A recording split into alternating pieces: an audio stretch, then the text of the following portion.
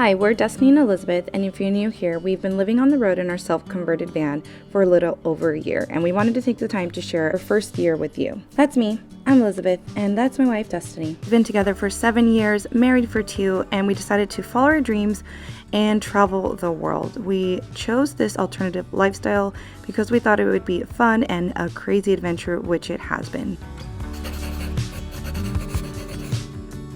So why van life, you ask? Well, honestly, why not?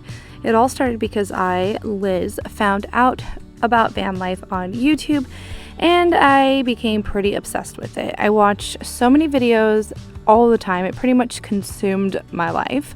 And I eventually showed Destiny and asked her, could she or would she ever be interested in living in a van? And with no hesitation, she said, heck yeah. After deciding that we wanted to live this lifestyle and completely change our lives, we bought our van only 6 months after deciding. And it took us about 7 months to build it out, which yes, we did build it out on our own. And before we knew it, we were ready to hit the road. We didn't really have a plan other than making sure to see all 50 states. That was our goal and still is our goal. And so far, in this year, we've already been to 10 states and 20 national parks. But let's take it back to when we first hit the road, April 1st, 2022. We left San Diego, California, and drove all the way to Utah to meet some strangers that now became friends, but they were at the time just that.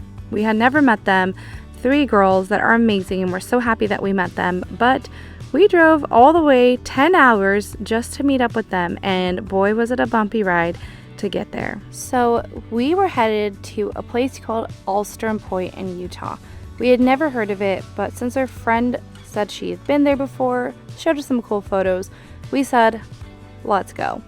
Little did we know, when she had first went, she went in a truck, and we took our van, our home, our baby. It was our first time ever being there, and our whole van came to shatters. Cabinets fell, our oven fell. It was a disaster, but we kept it on the bright side. We made light of it and just kept going about our way and pretty much just put back the pieces and hit back on the road.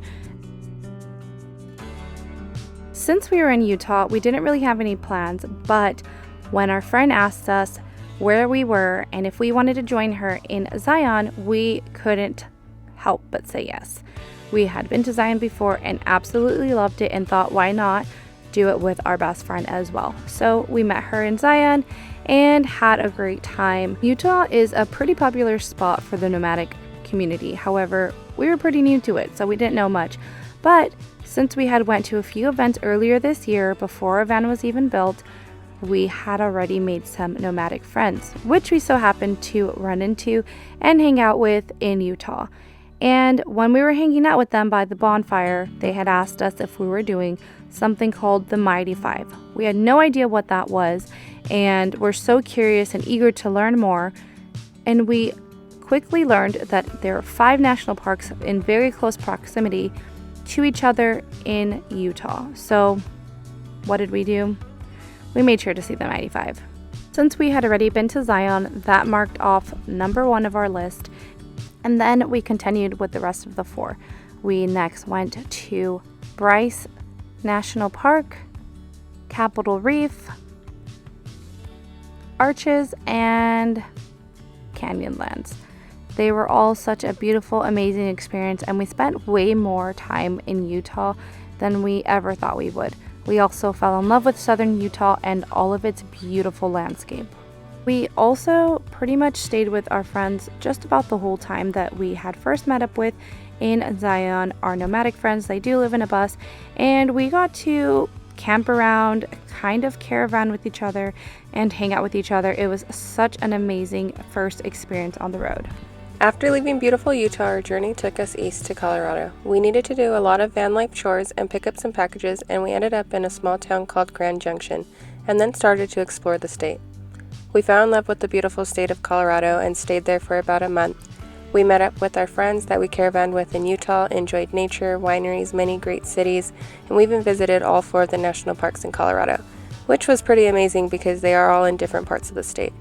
Although we never wanted to leave Colorado, we knew we had to continue on our journey to reach our goal of seeing all 50 states. From Denver, we pulled an all-nighter and drove about 7.5 hours north to see sunrise at Grand Teton National Park. At that time, Destiny, was the only one who worked a full-time job and had a 3-day weekend, so we made the most of those 3 days exploring Grand Teton National Park and Yellowstone. It was a beautiful, magical weekend. We saw wildlife, geysers, hot springs, mountain ranges, lakes. It was absolutely breathtaking. Since we had been go, go, go, we knew we needed a long break from moving. That's when we stumbled across this beautiful campsite in Idaho that was located in the forest, and we also had service. We ended up staying there for 2 weeks, and it was just the reset we needed. After spending 2 weeks in Idaho, we headed north and found some beautiful hidden gems in Montana and Idaho. We had a magical time just exploring our way up as we headed to Washington, where we were going to pick up our very first guest in the van. My sister Gabby and her daughter Carter flew in to spend a few weeks with us in Washington, and we had a wonderful time exploring Spokane, Leavenworth Olympic National Park, and Seattle. Unfortunately, it was during a heat wave, but we made the most of it and had a pretty good time. Once we dropped them off at the airport, said our goodbyes, we headed south. We stopped at Mount Rainier National Park and saw all of its beauty, and then eventually we headed to Oregon and went to Portland, the coast, and eventually met some new friends as well as met up with our old besties and caravan together for 2 weeks. Explored Oregon together and had an amazing time. We built such a deeper connection together, and we were so happy to be spending all of our time together, and we did just about everything from hiking, working, lounging, bar hopping, you name it, we did it, and we had such a great time.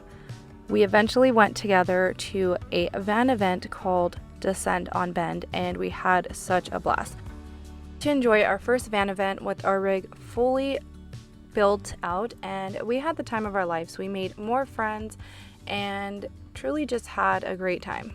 Before we knew it, we were back in our home state. We explored the northest part of California as we drove through the jaw-dropping Redwoods National Park. It was so gorgeous and by far the largest trees we had ever seen. We explored more of the north parts in California, like Bernie Falls, Lassen National Park, and then eventually drove to my grandpa's house since he lived up in the northern area. We spent about a week there and just enjoyed family time. My mom, Nina, and uncle also drove up, and we had extra time with them as well. Grandpa's house, we drove south, heading back towards home since we had a wedding to get home to, but not before we stopped with our friends at a cabin, and we had some great laughs, some good wine, and got deeper connection. Making close friends and deep connections has been something that we valued so much while being on the road. There's just something about the friends that you meet on the road that I can't fully put into words, but you just get each other on so many different levels, and it's something that we truly cherish. We headed back to our hometown for my cousin's beautiful wedding. Once we were back home, our plan was to stay for a month, but all of our family members were asking if we were staying for this holiday and that holiday, and before we knew it, we were there for 4 months. We took many trips to San Diego and Joshua Tree, and still enjoyed some times with our van life besties during that time. We weren't planning to stay that long, but it was so nice to be with family for the holidays. Come January 2023 is when we officially left our home state again, but this time we went south to another country. That's right. We drove our van down to Mexico, and we stayed there for 3 months and had the best times of our lives. We caravaned with some of our internet friends who we had only met briefly in a parking lot, but as we caravaned, they became some of our best friends. There was another van life event that we attended and had the time of our lives. In Baja, we made amazing memories, great friends, saw beautiful views, and ate awesome food, and honestly loved every minute we were there and cannot wait to go back. We came back to the States mid-March, spent 2 weeks deep cleaning, spending time with family and friends before we prepped to hit the road again. We left right before April and headed north to explore more parts of California that we had never been to. Life on the road is something that is beautifully ugly, and it's something you may not fully understand unless you too live on the road. We choose to travel the road less traveled and accept all the good, the bad, and the ugly about it. We have learned many life lessons on the road. We've learned more patience because we know that things don't always go as planned, and that's okay. We realize that everything in van life takes a lot more time than it typically does. You don't always have to be on a constant rush. We're all on our own timelines, and we choose the path that we want to take. Van life is what you make it, and we're glad that we made it our reality.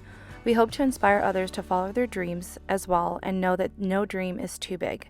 Thanks for coming along with us on this beautiful growing journey. We hope to see you on the road.